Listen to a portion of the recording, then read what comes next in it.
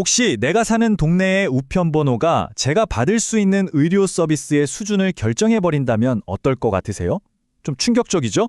근데 이게 지금 대한민국이 마주한 현실입니다. 어쩌면 국가의 근간마저 흔들 수 있는 아주 심각한 문제예요. 바로 이 숫자 56.2배. 이게 뭘 의미할까요? 2025년 초를 기준으로 보니까요. 서울에 있는 전문의 수가 세종시보다 무려 56배 이상 많았다는 뜻입니다. 의사들이 얼마나 수도권에만 몰려있는지 정말 극단적으로 보여주는 숫자라고 할 수 있죠. 실제로 한 입법 연구 자료를 보면 이런 말이 나옵니다. 수도권 집중이라는 악순환이 계속되고 있다. 이건 그냥 격차가 좀 있다는 수준이 아니고요. 한번 빠지면 헤어나올 수 없는 스스로 계속 악화되는 위기라는 걸 명확히 보여주는 거죠. 그래서 오늘 우리가 깊이 들여다볼 핵심 개념이 바로 이 지역의료 붕괴입니다. 이게 단순히 병원이 부족하다, 의사가 부족하다 이런 문제를 넘어서요. 결국 지방 소멸이라는 우리 사회 전체의 더 큰 문제로 직결되고 있다는 이야기입니다. 자, 그럼 지금부터 본격적으로 한번 파헤쳐 보겠습니다. 오늘 우리가 살펴볼 순서는요. 먼저 이 의료 격차가 얼마나 심각한지 그 현실을 보고 대체 왜 이런 일이 벌어졌는지 원인을 진단해 볼 겁니다. 그리고 나서 다른 나라들은 어떻게 해결했는지 보고 그럼 한국은 어떻게 시스템을 다시 만들 수 있을지 그리고 우리의 미래는 어떨지 순서대로 이야기 나눠볼게요. 네, 그럼 첫 번째 순서입니다. 이 의료 격차라는 게 과연 어느 정도인지 그 현실부터 한번 제대로 들여다보겠습니다. 이 그래프를 보시면 문제가 한눈에 들어옵니다. 우리나라 전체 의사의 절반이 넘는 55.4%가 수도권에 있어요.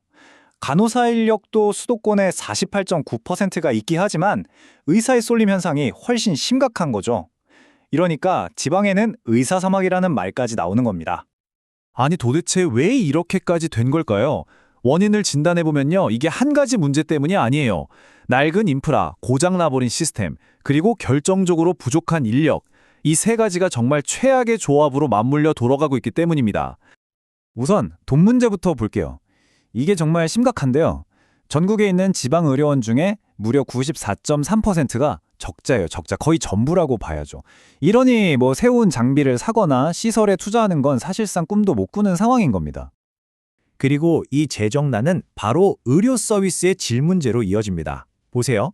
지방의료원에 있는 장비 중에 거의 40%가 이미 내용연수, 그러니까 쓸 수 있는 기간을 훌쩍 넘긴 낡은 장비라는 거예요. 인프라도 문제지만 시스템 자체도 고장이 났습니다.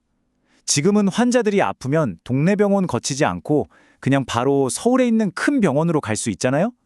이 허술한 의료 전달 체계가 말하자면 서울행 KTX를 놔준 거나 마찬가지예요. 지방병원은 환자도 돈도 다 뺏기고 점점 말라가고 있는 거죠. 자, 그럼 이제 진단은 어느 정도 됐으니까요. 처방전을 찾아봐야겠죠? 다행히 이 문제는 우리만 겪는 건 아닙니다. 우리처럼 공공의료 시스템을 가진 다른 나라들은 이걸 어떻게 풀었는지 그 사례들에서 실마리를 좀 찾아보겠습니다.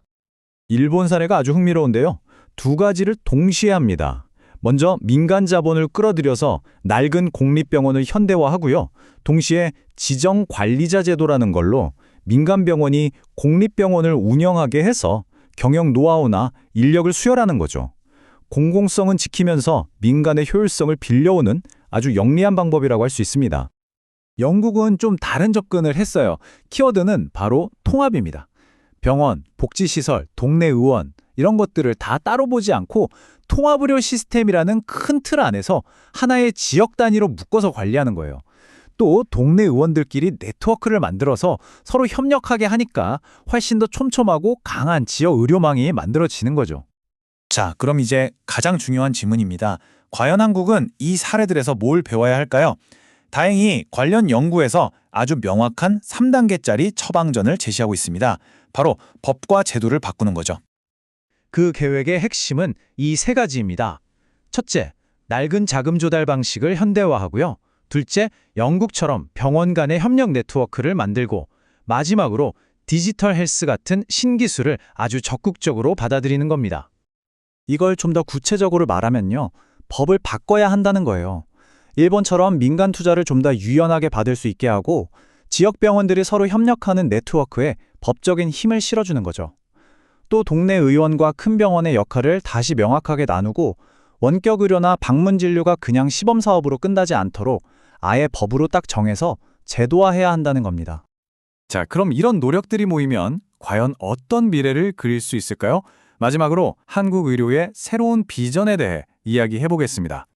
여기서 우리가 꼭 기억해야 할 건 이거예요. 마법의 총알은 없다는 것. 그러니까 돈 문제, 시스템 문제, 기술 문제, 이 세 가지를 각각 따로따로 해결하려고 해서는 절대 안 되고요. 이 모든 걸 한꺼번에 다각적으로 공격해야만 이 위기를 해결할 수 있다는 겁니다. 그래서 이 모든 논의는 결국 이 마지막 질문으로 이어집니다.